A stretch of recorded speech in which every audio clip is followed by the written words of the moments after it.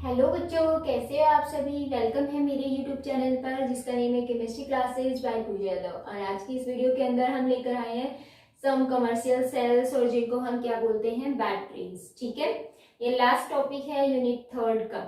अब देखो बच्चों, जो इलेक्ट्रोकेमिकल सेल्स होते हैं उनकी जगह पर हम कुछ अलग से सेल यूज में लेते हैं जिनको बैटरीज भी बोलते हैं। ऐसा क्यों होता है? क्योंकि इलेक्ट्रोकेमिकल जो सेल होता है उसमें हम क्या करते हैं, जो आपका हाफ बीकर और एक हाफ दो बीकर होते हैं उनके अंदर हाफ हाफ रिएक्शन होती है, तो उनको हम कनेक्ट करते हैं सॉल्ट ब्रिज से, है ना। तो उसकी वजह से क्या आता है, इंटरनल रेजिस्टेंस हो जाता है। इंटरनल रेजिस्टेंस होने की वजह से आपको पता है रेजिस्टेंस जहाँ ज्यादा है वहाँ कंडक्टेंस कम होगी, तो जो वोल्टेज है वो कम प्रोड्यूस होती है। इसीलिए हम उनकी जगह पर क्या यूज में लेते हैं, बैटरीज। इनमें भी इलेक्ट्रोकेमिकल सेल की तरह क्या होता है, रेडॉक्स रिएक्शन ही होती है, यानी कि ऑक्सीडेशन भी होगा और रिडक्शन भी होगा। ठीक है। सेकेंड वन, इन बैटरीज के अंदर अगर हम देखें तो ऑक्सीडेशन, जब ऑक्सीडेशन और रिडक्शन होता है तो आप क्या करते हो, इलेक्ट्रोलाइटिक जो सॉल्यूशन होता है वो भी फिलअप तो करोगे। ठीक है, तो उसमें हम रिएक्शन हम देखते रहेंगे कैसे क्या रिएक्शन होती है। सेकेंड वन, जो बैटरीज होती हैं इनमें भी क्या होगा, सबसे पहले केमिकल रिएक्शन होगी, यानी कि हमने जो इलेक्ट्रोलाइटिक सॉल्यूशन लिया है और जो इलेक्ट्रोड ली है वो क्या करेंगे, केमिकल रिएक्शन में पार्टिसिपेट करेंगे, यानी कि केमिकल एनर्जी जो है वो किस में कन्वर्ट होगी, इलेक्ट्रिकल एनर्जी के अंदर। ठीक है। नेक्स्ट वन, इन बैटरीज के अंदर हम कोई भी सॉल्ट ब्रिज यूज में नहीं लेंगे, ये आपको ध्यान रखना है इलेक्ट्रोकेमिकल सेल की तरह, बट डिफरेंस यही है, इनके अंदर सॉल्ट ब्रिज नहीं होते। डोंट यूज या टेकन लिख सकते हो सॉल्ट ब्रिज। ठीक है।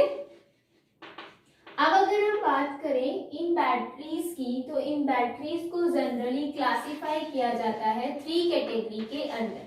तो क्लासिफिकेशन के अंदर हम 3 पॉइंट्स देखेंगे। First one is the primary cell, second one is the secondary cell, ठीक है, and third one is the fuel cell. ये जो फ्यूल सेल होते हैं एक्चुअल में इनको हम हाइड्रोजन ऑक्सीजन सेल भी बोलते हैं। ठीक है, तो ये हम बाद में डिस्कस करेंगे। अब देखो, प्राइमरी और सेकेंडरी सेल जो होता है उनमें मेजर डिफरेंस क्या होता है वो आपको ध्यान में रखना है। प्राइमरी जो सेल्स होते हैं वो रिचार्जेबल नहीं होते, नॉट रिचार्जेबल, यानी कि हम इनको रिचार्ज नहीं कर सकते हैं। ठीक है, समझ आया। आपने जैसे देखा होगा कि हमारे जो रिमोट्स वगैरह होते हैं या फिर छोटे बच्चों की जो टॉयज कार आती है उनके अंदर क्या होते हैं, सेल होते हैं। एक बार आपने यूज किया, ठीक है, फिर उसके बाद वो डिस हो जाता है, फिर हम उनको रिचार्ज नहीं कर सकते, हमें उनको फेंकना ही होता है। तो आप वो सिर्फ एक बार ही यूज में ले सकते हो। ठीक है, तो ये चीज ध्यान रखना है कि जो प्राइमरी सेल होते हैं वो यूज में आती है only one time, use only one time. उसके बाद आपको क्या करना होता है, उनको फेंकना होता है, डिस होते हैं। लेकिन अगर सेकेंडरी सेल की बात करें तो ये क्या होते हैं, रिचार्जेबल होते हैं। ठीक है, ये ध्यान रखना है।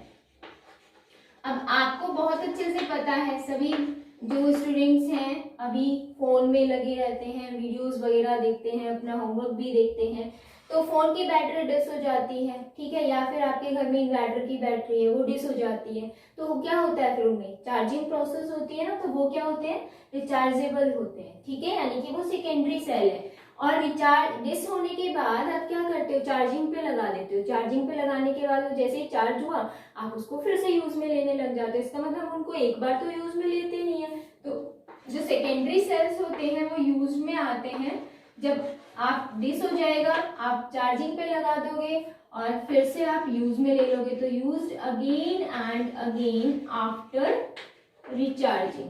ठीक है, ये ध्यान में रखना है आपको, मेजर डिफरेंस है ये।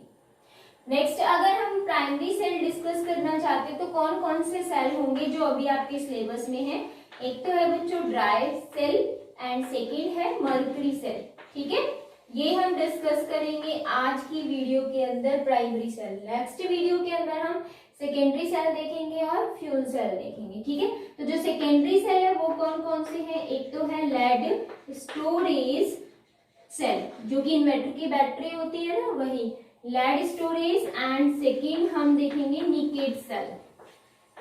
ठीक है, तो जल्दी से इसका स्क्रीनशॉट ले लीजिए, देन हम प्राइमरी सेल स्टार्ट करने वाले हैं। तो बच्चों प्राइमरी जो सेल है वो मैंने आपको बता दिया क्या होता है। ठीक है, लेकिन आपको एक चीज याद रखनी है in case of primary cell, क्योंकि यहाँ पर ये बार बार यूज में आते हैं, ये सिर्फ एक बार ही यूज में आते हैं। तो हमें यहाँ पर प्राइमरी सेल के लिए जो वोल्टेज होगी वो देखनी पड़ेगी कि कौन सा सेल कितनी वोल्टेज प्रोड्यूस करता है। ठीक है, ये ध्यान में रखना है। तो अब आपके पास सबसे फर्स्ट आता है ड्राई सेल। ड्राई सेल क्या होता है, कैसे इसमें रिएक्शन होती है, रेडॉक्स रिएक्शन, वो भी देखेंगे। तो सबसे पहले जो ड्राई सेल होता है इसका जो सेकेंड नेम है वो आपको याद रखना है। ठीक है, ऑल्सो नॉन एज लेक्लेंसी सेल। ठीक है, क्योंकि बच्चों काफी बार इसके नाम से भी आ जाएगा, आपने तो ड्राई सेल ही पढ़ा है लेकिन इसके नाम से आ गया, तो आपको ये याद रखना है कि ड्राई सेल को ही लेक्लेंसी सेल बोला जाता है। ठीक है, सेकेंड वन जो ये ड्राई सेल होता है इसके अंदर अगर हम वोल्टेज की बात करें तो वोल्टेज कितनी प्रोड्यूस करता है ये भी आपको ध्यान में रखना है। तो इसकी जो वोल्टेज होती है 1.25 से लेकर 1.5 तक ही होती है। मैक्सिमम 1.5 वोल्ट ही प्रोड्यूस करेगा और मिनिमम 1.25। ठीक है, नेक्स्ट वन आपको क्या ध्यान रखना है कि जो ड्राई सेल होते हैं एक्चुअल में कहाँ यूज में आते हैं वो आपको ध्यान में रखना है। तो जितने भी ट्रांजिस्टर होते हैं या फिर जो क्लॉक्स होती हैं वहां पर used in transistor and clocks. ठीक है, अब बात आती है कि जो ड्राई सेल है उसके अंदर क्या क्या भरा होता है, क्या कंटेनर होता है, क्या इलेक्ट्रोलाइटिक सॉल्यूशन है, कौन सी इलेक्ट्रोड्स होती हैं और क्या रिएक्शन होती है। तो यहाँ पर मैं रिप्रेजेंटेशन दे रही हूँ आपको। ठीक है, सबसे पहले तो ये ध्यान में रखना है कि ये जो कंटेनर होता है ये जिंक का कंटेनर होता है। ठीक है, क्या है? Zinc container. नेक्स्ट वन जो ये जिंक का कंटेनर होता है इसके अंदर एक इलेक्ट्रोड भरी, एक रॉड लगा देते हैं। ठीक है, इस रोड को यहाँ टच नहीं करना आपको, क्योंकि ये जो है ये एक अलग इलेक्ट्रोड है, ये एक अलग इलेक्ट्रोड है, मतलब एक एनोड है और एक कैथोड है, तो इनको टच नहीं करना है, ये ध्यान रखना है आपको। ठीक है, यहाँ पर इस इलेक्ट्रोड को हम कनेक्ट कर देंगे कहाँ? वोल्ट मीटर से, ताकि हमें पता चले। ये जो नीचे वाला पोर्शन है ये हमारा इलेक्ट्रोड ही है, इसको भी लेंगे और कनेक्ट कर देंगे। ठीक है, यहाँ पर हम वोल्ट मीटर में कनेक्ट कर देंगे। अब देखो यहाँ पर जो ये इलेक्ट्रोड है इसके नीचे वाले पोर्शन को छोड़ के, क्योंकि वायर से हम कनेक्ट करते हैं ना, बाकी सारे पोर्शन को हम क्या कर देंगे? कवर कर देंगे। ठीक है, कार्डबोर्ड की हेल्प से हम इसको कवर कर देते हैं। ये कवरिंग क्यों करते हैं, इसका रीजन क्या है? ताकि जो जिंक है वो एयर के कांटेक्ट में ना आए, क्योंकि अगर एयर के कांटेक्ट में आ जाते तो जिंक जो है वो जिंक ऑक्साइड बना लेगी, यानी कि उसी के साथ ही रिएक्शन में पार्टिसिपेट करेगी।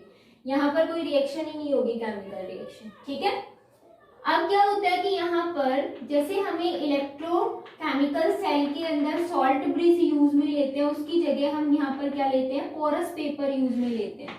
ये पोरस पेपर है। ये पोरस पेपर क्या काम करता है? आयंस के फ्लो में हेल्प करता है, मतलब आयंस इसमें से फ्लो हो सकते हैं, अंदर भी जा सकते हैं, बाहर भी आ सकते हैं। ठीक है, अब आपको पता है जब इलेक्ट्रोड होती है तो उनको हम इलेक्ट्रोलाइटिक सॉल्यूशन के अंदर डिप करते हैं। तो यहाँ पर इलेक्ट्रोलाइटिक जो सॉल्यूशन बाहर भरा हुआ रहेगा, वो जो सॉल्यूशन होगा वो होगा बच्चों जिंक क्लोराइड, यानी कि यहाँ पर पेस्ट होता है किसका?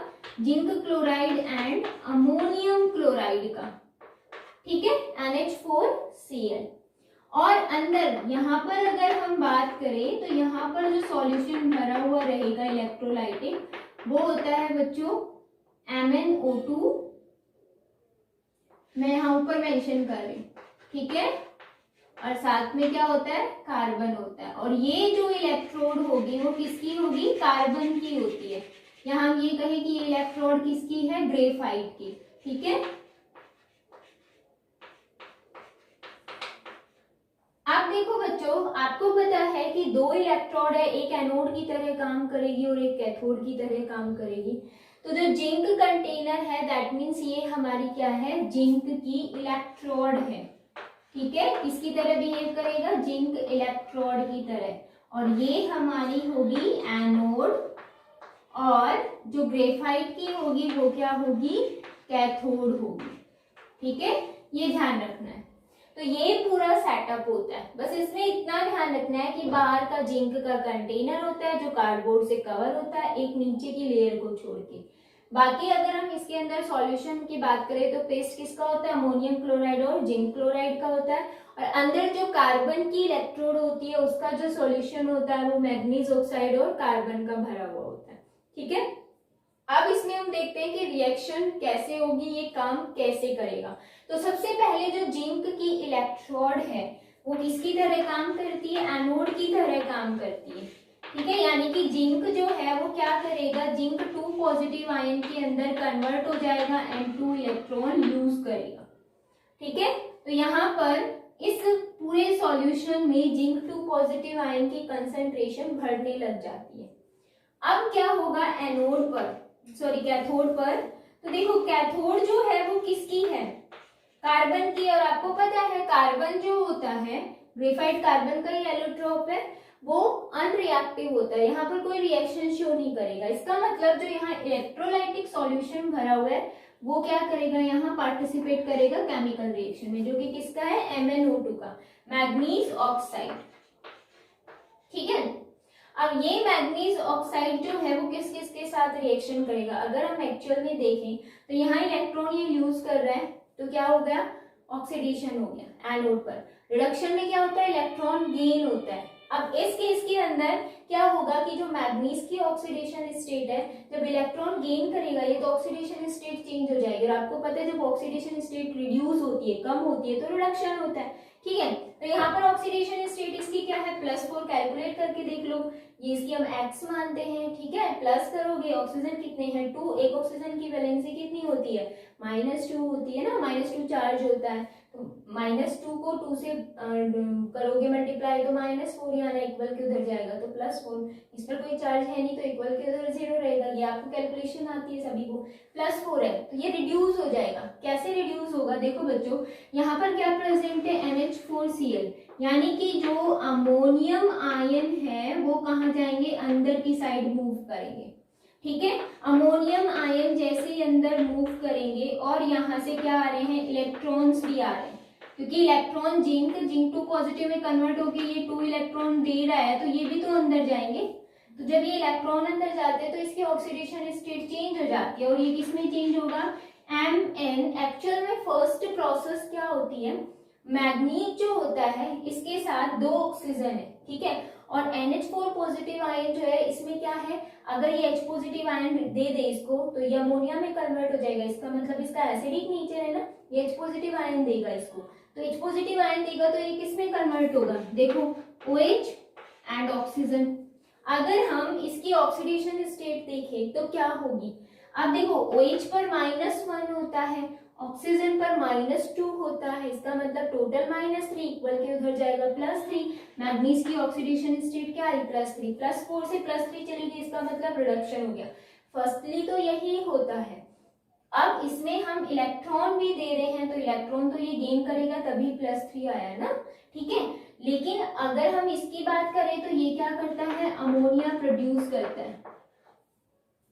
ठीक है, अब मैग्नीज ऑक्साइड बहुत सारे हैं, यहाँ पर रिएक्शन होती रहती है, तो एक्चुअल में यहाँ से वाटर मॉलिक्यूल रिलीज हो जाता है और ये मैग्नीज ऑक्साइड के अंदर कन्वर्ट हो जाता है। तो आपको अपनी बुक के अंदर क्या मिलेगा, यहाँ पर ये टूट जाएगा, कैसे, Mn2O3 के अंदर, एंड साथ में यहाँ पर वाटर मॉलिक्यूल रिलीज हो जाता है। ठीक है, तो बुक में आपके पास ये मिलेगा, फिर आप रिएक्शन को बैलेंस करोगे, मैग्नीज 2 है तो यहाँ पर 2 कर देना, इस टाइप से। ठीक है। तो कहने का मतलब ये कि जो ओवरऑल रिएक्शन हुई है उसमें हुआ क्या, ऑक्सीडेशन भी हुआ और रिडक्शन भी हुआ। सॉल्ट ब्रिज की जरूरत है नहीं यहाँ पर, ठीक है। तो एक्चुअल में आयंस मूव करके अंदर गए, क्या रिलीज हुई, अमोनिया गैस। अब इस बैटरी से क्लॉक के अंदर जो सेल डलता है या जो ट्रांजिस्टर के अंदर डलता है, एक्चुअल में ये क्या है, अगर इनमें से अमोनिया गैस रिलीज होगी तो आपको पता है अमोनिया तो हार्मफुल है, फिर तो ये यूज में आएंगे नहीं।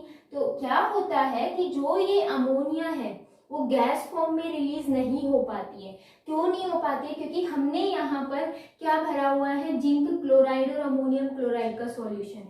तो यहाँ पर जिंक 2 पॉजिटिव में कन्वर्ट हुआ और Cl नेगेटिव आयन भी है ना, ये यहाँ पर Cl नेगेटिव आयन यहाँ भी होंगे।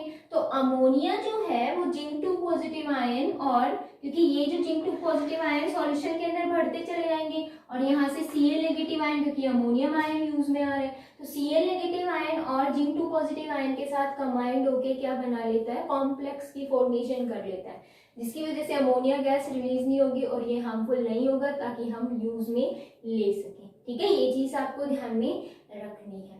क्लियर है। आप देखो बच्चों, ये तो पूरा कंप्लीट हो गया। अब ये ज्यादा लॉन्ग टाइम नहीं चलता, आपको भी पता है, थोड़े टाइम बाद ही अगर हम इसको निकाल के देखते हैं ना, तो इसमें रस्टिंग प्रोसेस आपको दिखती है। ठीक है, रस्टिंग प्रोसेस तो एक्चुअल आयरन की वजह से होती है। कोरोजन आपने पढ़ा हुआ है, कोरिजन, ठीक है, वो प्रोसेस आपको दिखती है। अगर आप निकालते हो तो ब्लैक कलर का आपको दिखता है ना, तो वो एक्चुअल में कैसे होता है, क्योंकि अभी मैंने बोला यहाँ पर अमोनियम क्लोराइड है, यहाँ पर अमोनियम आयन क्या देते हैं, H positive ion, that means ये किसकी तरह बिहेव कर रहे हैं, एसिड की तरह बिहेव कर रहे हैं। तो जो ये जिंक का कंटेनर है बाहर वाला, ये किसके कांटेक्ट में है, अमोनियम क्लोराइड के कांटेक्ट में है। तो ये इसको क्या कर देता है, कोरोड कर देता है, कोरिजन प्रोसेस हो जाती है, जिसकी वजह से जो रिएक्शन है वो स्टॉप हो जाती है, क्योंकि जिंक जो है वो जिंक 2 पॉजिटिव आयन में कन्वर्ट हो नहीं पाएगा, 2 इलेक्ट्रॉन यूज नहीं कर पाएगा, और इलेक्ट्रॉन यूज नहीं होगा तो प्रोसेस वहीं पर स्टॉप हो जाती है। ठीक है, तो ये चीज भी आपको ध्यान में रखना है। तो कोरोजन और रस्टिंग प्रोसेस है, दोनों सेम ही है, जंग लगना, लेकिन रस्टिंग में जो मेटल होता है वो आयरन होता है। ठीक है, कोरोजन में मेटल बहुत सारे हो सकते हैं, तो ये चीज आपको ध्यान रखनी है। तो ड्राई सेल जो है वो बच्चों कंप्लीट हो गया। आई होप सभी को समझ में आया होगा। जैसे इसमें इलेक्ट्रिसिटी प्रोड्यूस होगी, इस वोल्ट मीटर के अंदर हम कैलकुलेट कर लेते हैं, जो कि इसके बीच में आएगी। ठीक है, मैक्सिमम 1.5 ही आती है, उससे ज्यादा नहीं आएगी। Dry cell complete. नेक्स्ट देखो, नेक्स्ट जो सेकंड आता है बच्चों वो आता है मरकरी सेल, और मरकरी सेल का भी एक नेम होता है, वो मैंने यहाँ पर मेंशन कर दिया, रबन मैलोरी सेल। ठीक है, अगर हम इस मरकरी सेल की बात करें तो मरकरी सेल के अंदर भी रेडॉक्स रिएक्शन होगी, केमिकल एनर्जी इलेक्ट्रिकल एनर्जी के अंदर कन्वर्ट होगी। तो जो वोल्टेज आएगी, क्योंकि मैंने पहले यहाँ मेंशन किया हुआ प्राइमरी सेल में हमें वोल्टेज देखना है, तो जो आउटपुट वोल्टेज आती है इसके अंदर वो कितनी आती है, 1.35 वोल्ट। ठीक है, ये ध्यान रखना है। अब बच्चों इस मरकरी सेल का अगर हम यूज देखें कि कहाँ पर होता है, तो जितने भी हियरिंग एड्स होते हैं उनके अंदर यूज होता है, यूज्ड इन, ये मैंने आपको बताया हुआ है क्या होता है, और आपको भी आई थिंक पता है। ठीक है, और जितने भी वॉचेस होती हैं वहां भी यूज में आता है। अब बात आती है कि जो मरकरी सेल है वो क्या होता है, यानी कि कैसा कंटेनर होता है, कौन कौन सी इलेक्ट्रोड होती है, तो वो भी हमें देखना है। तो बच्चों यहाँ पर एक कंटेनर होता है, ठीक है, सेम वही जिंक कंटेनर है, यानी कि ये किसकी तरह काम करेगा, जिंक इलेक्ट्रोड होगा। ठीक है, कंटेनर है ये, और इसके अंदर क्या होता है, सेम वही इलेक्ट्रोड, अंदर की साइड जो होती है वो कार्बन की होती है। ठीक है, ये कार्बन की इलेक्ट्रोड है। तो एक एनोड की तरह काम करेगी और एक कैथोड की तरह, आपको पता है ये कैथोड की तरह काम करती है, और जिंक जो है वो एनोड की तरह काम करती है। ठीक है, अब क्या होता है, इसके अंदर पूरा एक सॉल्यूशन भरा हुआ होता है। ठीक है, एक्चुअल में यहाँ पर पोरस पेपर लगा हुआ होता है, यहां से आयंस जो है जिंक इलेक्ट्रोड की तरफ मूव करते हैं। अब एक चीज और ध्यान रखना है, जो ये कंटेनर होता है एक्चुअल में ये जिंक अमलगम का बना हुआ होता है। ठीक है, आपको पता है अगर जिंक इलेक्ट्रोड लोगे, जिंक का कंटेनर लोगे तो एयर के कांटेक्ट में आके वो उसी से रिएक्शन करने लग जाता है। तो यहाँ पर जिंक अमलगम का कंटेनर लेना है, इसमें जो जिंक है वो हाईली रिएक्टिव रहेगी। ठीक है, ये ध्यान रखना है। अब इसके अंदर जो सॉल्यूशन भरा होता है वो किसका भरा होता है, एक तो मरकरी ऑक्साइड होता है, दैट मीन्स पेस्ट होता है इसके अंदर।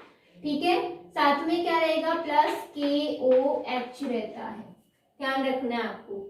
अब इसमें क्या होता है, सिंपल है, हमने बाहर की तरफ जो कंटेनर लिया है और अंदर हमने कैथोड ली है। ठीक है, कैथोड के अंदर तो इलेक्ट्रोलाइटिक सॉल्यूशन भर दिया, लेकिन एनोड के लिए कोई इलेक्ट्रोलाइटिक सॉल्यूशन नहीं है। ठीक है, तो इसमें क्या होता है कि जो हमने ये KOH लिया है ना, इसमें से जो OH नेगेटिव आयन है वो किधर मूव करते हैं, OH नेगेटिव आयन इस जिंक इलेक्ट्रोड की तरफ मूव करते हैं। यानी कि जो एनोड पर रिएक्शन होती है वो कैसे होगी कि जो जिंक है वो किसमें कन्वर्ट हो जाता है, जिंक ऑक्साइड में कन्वर्ट होता है, लेकिन किसके साथ रिएक्ट करेगा, OH नेगेटिव आयन के साथ रिएक्ट करेगा। जैसे ही रिएक्ट करेगा क्या बन जाएगा, जिंक ऑक्साइड, और साथ में यहाँ पर क्या रिलीज हो जाएगा, हाइड्रोजन है, तो हाइड्रोजन जो है वो किस फॉर्म में रिलीज होगा, वाटर, क्योंकि ऑक्सीजन भी साथ में प्रेजेंट है और 2 इलेक्ट्रॉन यूज हो जाते हैं। ठीक है, एडिशन ऑफ ऑक्सीजन भी ऑक्सीडेशन ही होता है, इलेक्ट्रॉन को यूज करना भी ऑक्सीडेशन ही होता है। फिर आप इस रिएक्शन को बैलेंस करोगे, क्योंकि यहाँ पर ऑक्सीजन 2 यूज में आ रहे हैं, तो आप 2 OH नेगेटिव आयन ले लो। ठीक है, अब क्या होगा कैथोड पर, क्योंकि जिंक जो है वो तो जिंक ऑक्साइड में कन्वर्ट हो गया ना, इसने 2 इलेक्ट्रॉन यूज कर दिए। यानी कि यहाँ पर जैसे ही रिएक्शन हुई तो यहाँ से कौन कौन बाहर आया, एक तो वाटर मॉलिक्यूल और साथ में 2 इलेक्ट्रॉन्स भी आए। ठीक है, और इस सॉल्यूशन के अंदर कौन भरा हुआ है, मरकरी ऑक्साइड भरा हुआ है। इसका मतलब कैथोड तो कार्बन की है, कार्बन तो रिएक्ट नहीं करेगा, लेकिन उसका इलेक्ट्रोलाइटिक सॉल्यूशन करेगा ना, जो कि किसका है, मरकरी ऑक्साइड का। तो मरकरी ऑक्साइड, क्योंकि यहाँ पर KOH भी लिया था जिसमें से OH नेगेटिव आयन तो यूज में आ चुके हैं, अभी हमने देखा। तो मरकरी ऑक्साइड के पास कौन कौन गया, एक तो वाटर गया और इलेक्ट्रॉन गए, और जैसे ही ये गए तो यहाँ पर जो मरकरी है वो ऑक्सीजन को रिमूव कर देती है, और रिमूवल ऑफ ऑक्सीजन क्या होता है, रिडक्शन ही होता है ना। तो यहाँ पर रिडक्शन हो जाएगा, यानी कि Hg में कन्वर्ट हो जाएगा ये। ठीक है, एंड लिक्विड फॉर्म के अंदर होता है, ये ध्यान रख लेना, ये सॉलिड फॉर्म के अंदर ही होगा।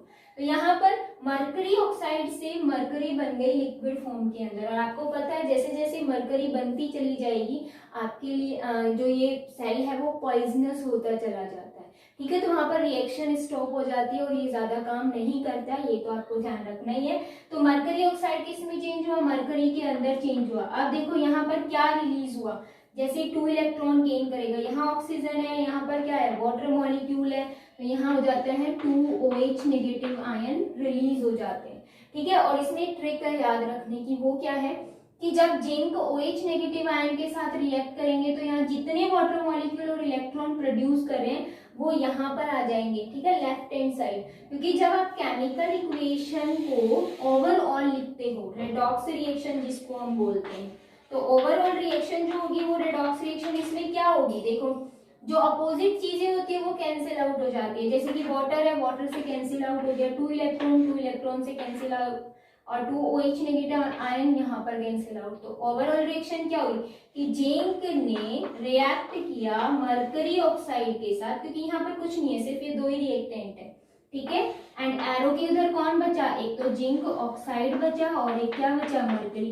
तो एक चीज आपको समझ में आई होगी, वो क्या कि जिंक जो था उसने रिप्लेस कर दिया मरकरी को, यहाँ मरकरी रिलीज हो गई और जिंक ऑक्साइड, तो जिंक में ऑक्सीजन की एडिशन हुई, ऑक्सीडेशन, मरकरी ऑक्साइड मरकरी में चेंज हुआ, ऑक्सीजन रिमूवल हुआ, that means reduction. Overall reaction ये आती है। ठीक है, तो ये जो मरकरी सेल है इसमें मरकरी लिक्विड फॉर्म में ज्यादा प्रोड्यूस होने लग जाती है, फिर वो पॉइजनस हो जाता है, तो यहाँ पर भी रिएक्शन स्टॉप हो जाती है और ये यूज में नहीं आता है लॉन्ग टाइम के लिए। तो प्राइमरी सेल में ये 2 ही सेल थे, सिर्फ इनको हम एक बार यूज कर सकते हैं, फिर ये डिस्चार्ज हो जाते हैं, देन उसके बाद हम उनको फेंक देते हैं। ठीक है, तो बच्चों नेक्स्ट वीडियो के अंदर हम लेकर आएंगे सेकेंडरी सेल।